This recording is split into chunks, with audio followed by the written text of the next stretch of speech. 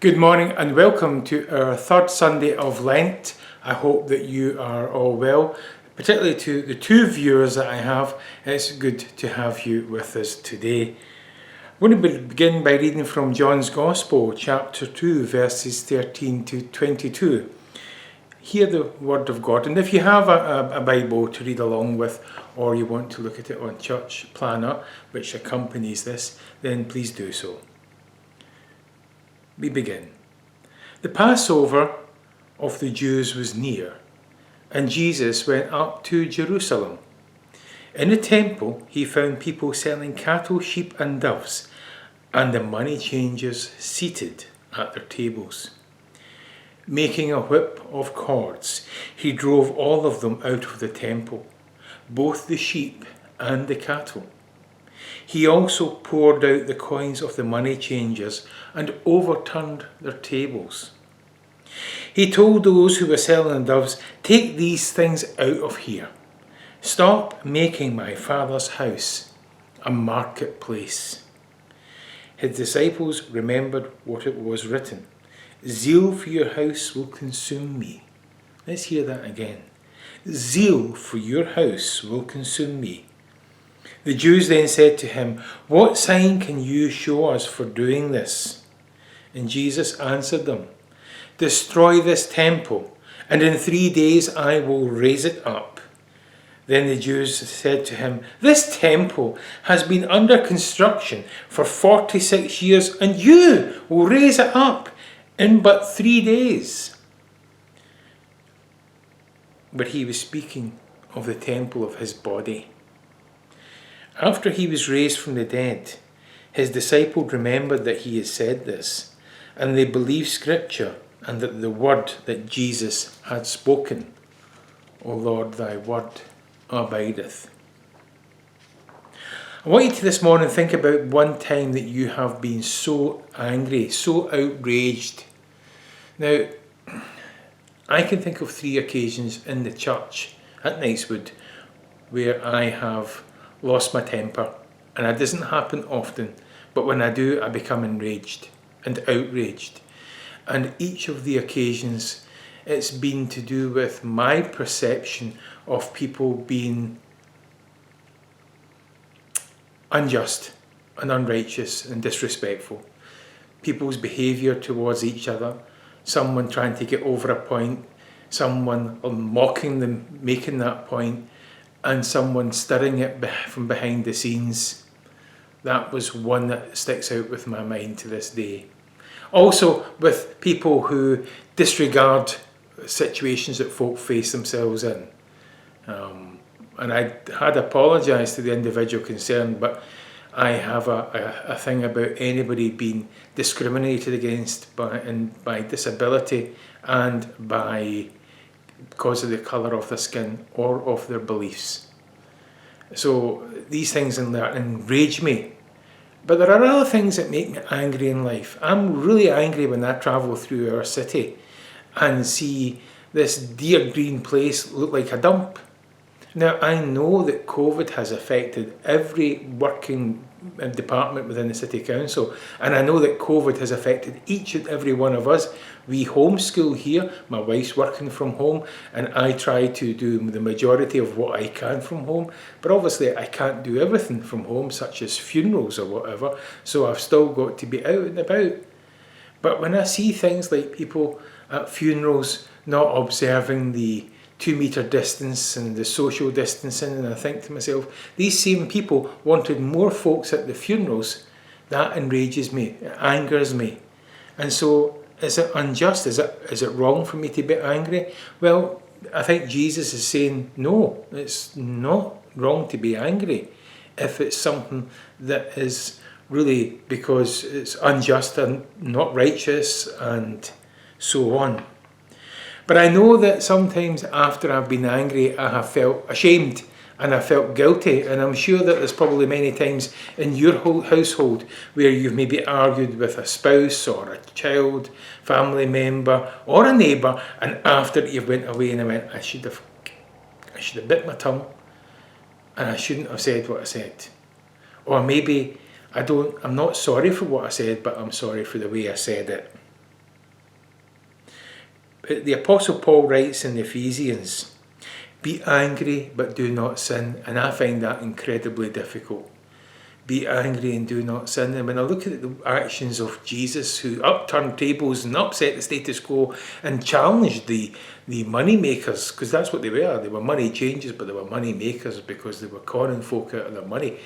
And I think, well, that constitutes as a sin. I'm sure if I'd done that in any church or synagogue across the country, I'd be arrested for breach of the peace in Scotland anyway. So apparently it must be possible to be angry but not have sin because of the anger. That's the only thing that I can conclude. How does the story make you feel about Jesus cleaning out the temple of all the fraudsters?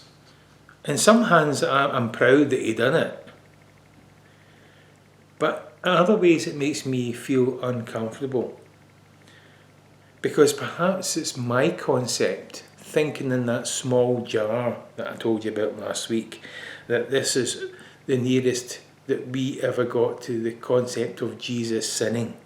He made a whip, he drove out the animals, he turned over the money changers' tables. The animals done him no harm, but the animals were overinflated in price. The nearer you are to where you need to be, well, if you wouldn't travel 50 miles with an animal, so you would buy one near. The one 50 miles away is cheaper, but the one where the demand is most, that's where the expense comes in. It's a bit like a petrol station on a motorway.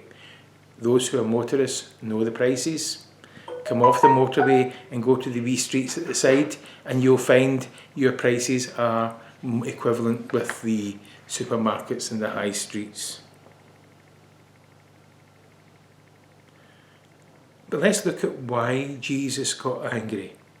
People were coming to the synagogue to be reconciled to God, to find righteousness in the eyes of God. And the first thing that they encounter in the house of God, where they could find atonement, is unrighteous behaviour. It kind of makes me think even more so when our behaviour in our own churches is unrighteous. Do we have a right to be angry? I think we do. These people who were entering the synagogue in good faith were being cheated. In a synagogue, in a temple of all places, they were being cheated. Their sacrificial animals were overpriced, vastly overpriced. The currency exchange was unfair. For those of you of a certain age, you may remember that if you went down to England, certain parts of England with a Scottish pound note, they would change it, but at a reduced price. They wouldn't give you a like for like. I can remember that happening in Coventry. I can remember it happening down in London, that they would only give you 90 pence in the pound. And people still struggle to believe that happened, but it did. It very much did. People were being taken advantage of. They were being exploited.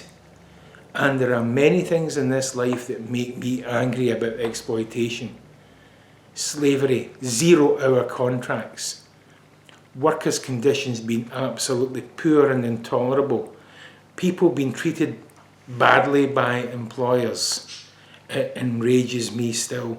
So I don't know if I would say that I get anger without sin, but I certainly get angry. But I'm at least honest enough to admit it to anybody who's watching, here or far away.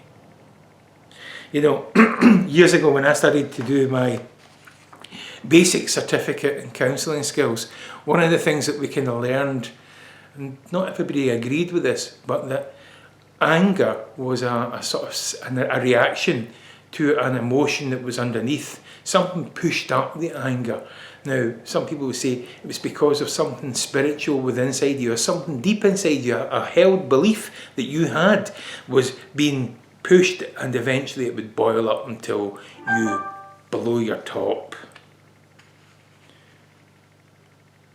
Anger is a natural human response. And you know, even at times there are some people who are angry towards God. And I tell these people, that's okay. That's fine. God understands, because only thing that God asks from you is an honest and open heart. I was speaking to a lady last week who told me that she fell out with God a number of years ago because of what was happening to her mother. And I get that, because her mother was a faithful and a loyal servant of God. And to see her mother deteriorate with Alzheimer's, I get why she was angry.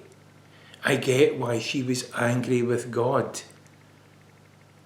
And tried to explain to her that it was natural to be angry. It didn't particularly help. And through time, she'll come to process her emotions for herself. So what was Jesus' primary emotion pushed up and shown into anger? What created that big rush that really just made him go lose the plot, for what we say? He lost the heat, is what we would say in Glasgow. He just lost the plot. I think it was because his sense of righteousness in a special place, a place where people would, pilgrims, let's use the word pilgrims, people would come for miles to come and worship and do their temple offerings, their sacrifices. Those people were being taken advantage of. Those people that he died on the cross for, those people that he loved, they were being taken advantage of, and he objected in the strongest of terms. Jesus took a police action. He disrupted their way of life for a brief moment, but I have absolutely no doubt that they put the tables back up, that they got the animals back in, and that they decided to up the ante on the money exchange to cover any losses through any damage that he'd done. I'm absolutely convinced that that's what would be the case. But does it help us to deal with our anger when we get angry? I think we need to understand why we get angry. It's reckoned it's a secondary emotion. But I do reckon that sometimes we dig down deep with anger. What angers you in your house? Things that your spouse or your partner does. You know, the little things that they don't make the bed, they don't flush the toilet, don't put down the toilet seat. You're constantly picking up after the kids, and you keep doing it day in and day out, and then eventually something simple and you just blow your top. You've been there, haven't you? You know what I'm talking about. You've seen it. Road rage, prime example. Normal, healthy, natural people suddenly get behind a car and it's a violent storm erupts.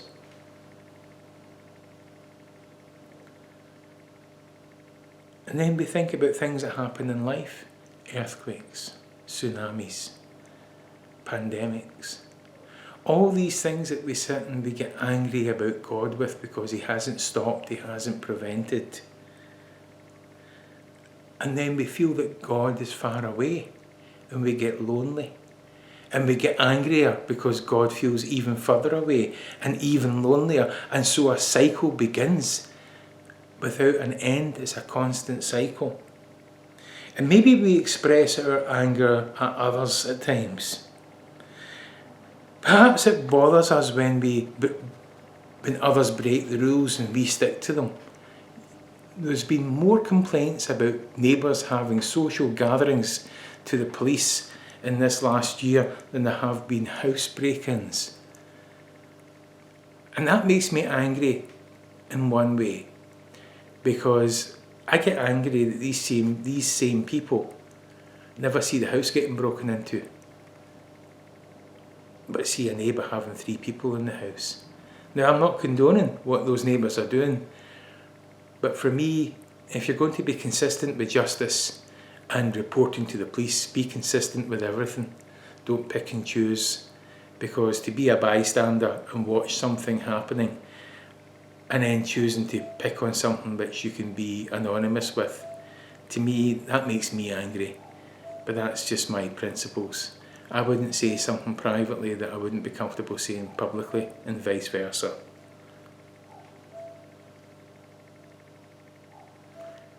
perhaps sometimes we get angry because we think as Christians we should always be perfect. That we should never be angry, that we should never make mistakes, that we should never ever break rules. Maybe we have to realise that we need to accept ourselves just as our Creator made us, as broken and fallen people, expelled from the Garden of Eden, and that we are not perfect, but we aspire to be better. And that's what I think Jesus was doing when he smashed up the tables. He was challenging the authorities to do better by the people, to look after the people that they were supposed to be looking after. You know,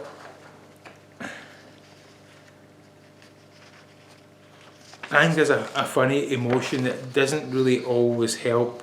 Sometimes it helps to bring people's blood pressure down, sometimes it helps to raise it. But if there's a recurring anger in your life and you explode at every little incident, every little thing causes you to explode, then I would invite you to really try to focus on what it is that causes that to happen, because there's something more underlying. And perhaps it's a case of you feel inadequate, or you're just not able to articulate your emotions. And so the only way that you can is to lash out in anger.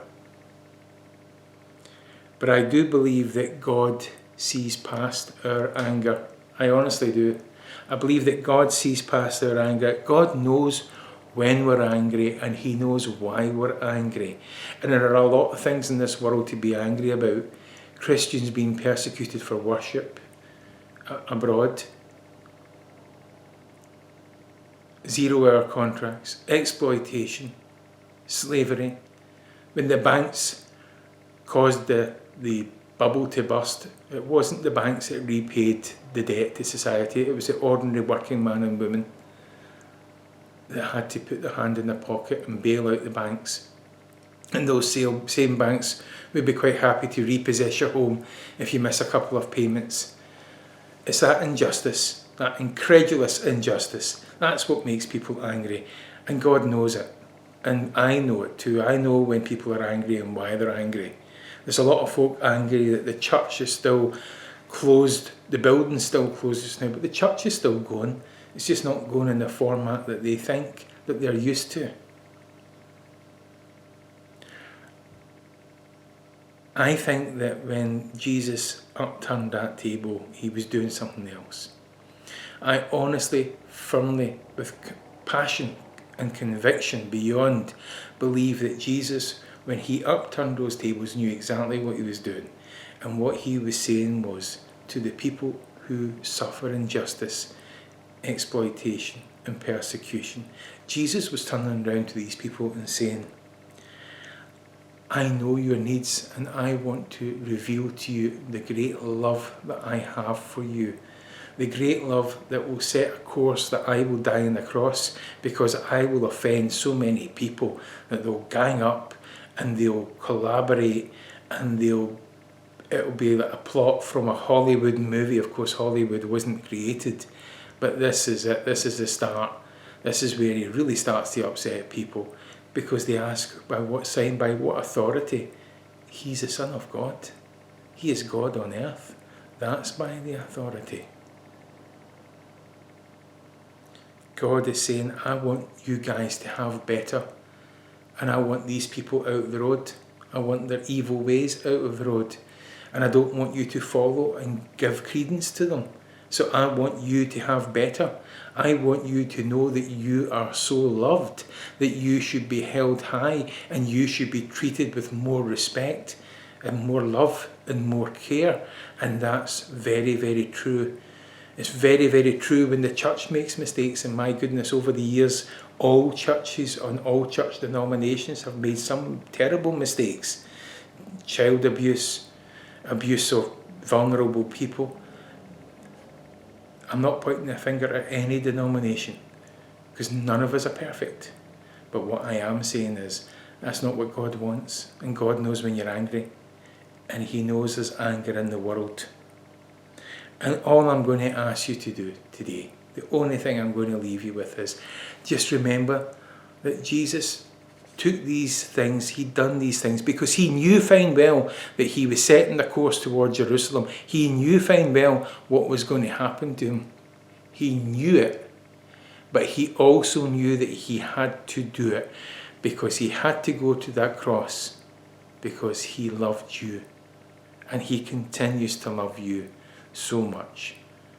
He's asking you to open your hearts and lift high yourself. God be with you until we meet again. See you next week, hopefully.